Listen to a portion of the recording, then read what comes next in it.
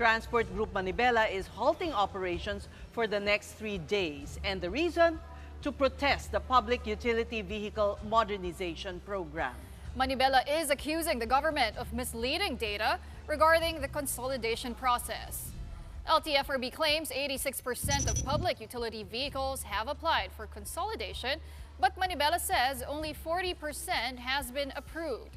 Transportation Secretary Vince Dizon said they are still verifying the data and calls for Manibela to end the strike and negotiate. Dahil doon sa mga maling datos na inilabas ng LTFRB at ng DOTR, puro penalty ang inaabot namin. Pababayaan pa po ba natin na nakaupo itong mga sinungaling dyan sa ahensya?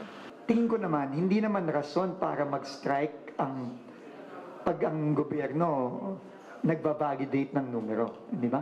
Hindi naman rason yun. Kaya nga ang pakiusap ko when I heard na magsa-strike ang Manibela is, imbes na strike, mag-usap na lang tayo.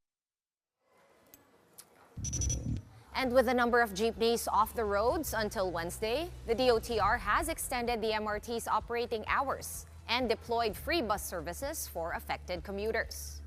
And over the next 2 weeks, the DOTR will be meeting with transport groups before deciding on the next steps for the modernization program.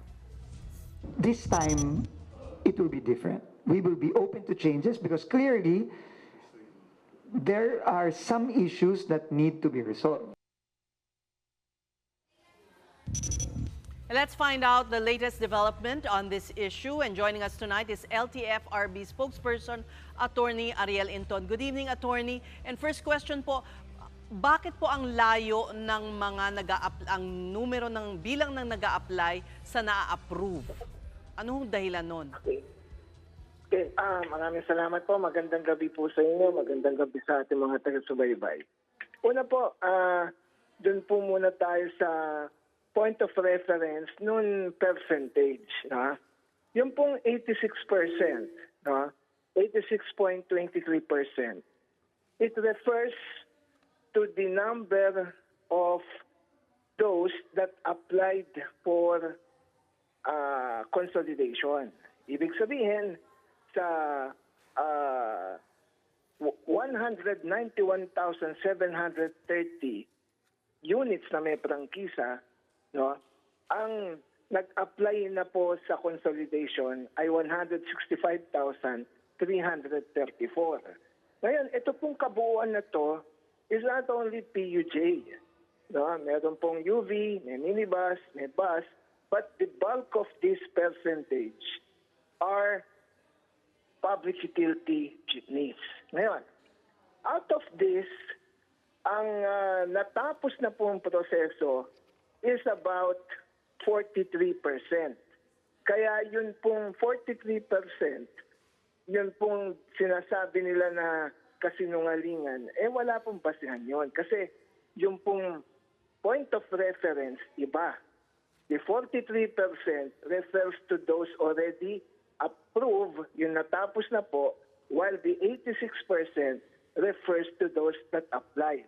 Ngayon, meron pong katanungan kayo na bakit ganon mukhang malayo, di ba? Yun yung percentage. Ngayon, meron po kasing by the way, ako po pangatlong araw ko pa lamang po to na dito sa as spokesman. So, I went over what is available na mga data dito po sa ahensya. And ang nakita po natin dito ay yung pong mga nag-apply, no, are through the years, no, through the years po yan. For instance, December 2020, ang nag-apply po is only 18.35%. No? Tapos nag-increase to over the years. So, yung pong taon, no, yung pong pag-apply, no, from December 2020 to November 2024, naturally yung iba na unang maaprubahan kasi nauna silang nag-apply. No? So that's one. Second, meron pong mga nakita ko pag-aaral some requirements, consolidation requirements na tila dito po nagkakaroon ng deadlock. No?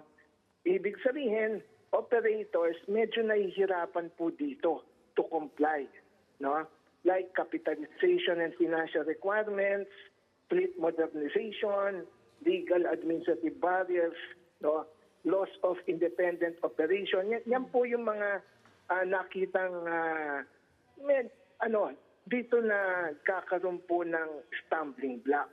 Ngayon, pagka tinanong, kung meron ito, hindi ba medyo malayo yun 86 saka yung 43? Ganito po ang naging solusyon ng ng ahensya. Ito po yung hindi po masyado na napapaliwanag no? Ano po yun? Kapag nag-apply po kayo ng consolidation, meron na po kayong provisional authority.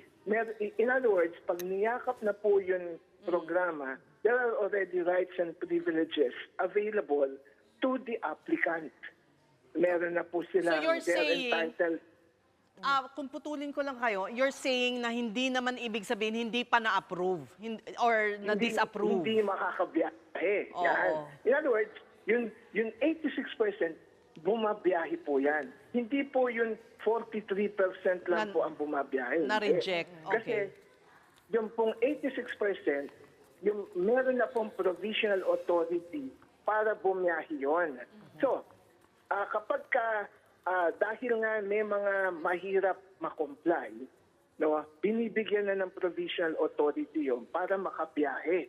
No? Otherwise, yung logic ng programa mawawala kasi halimbawa pag nag-apply ka hindi ka pa nakaka-comply ng mga requirements o hindi ka pa pwede bumiyahe wala pang mga requirements mo masisira po yung programa. Attorney? Kaya Opo. Okay. Sorry to cut you, pero I think kasi yung main issue nung mga transport groups right now, base sa mga interview namin sa kanila, ang concern kasi nila, ayaw nilang mawala sa kanila yung prangkisa mismo. So, it would seem to us, that we are now at an impasse. So, ang tanong ko ano pa bang pwede nating pag-usapan? Kasi parang willing ba mag-give way? Yung prangkisa talaga yung pinagkakapitan talaga nila and they're not willing to let it go. Okay.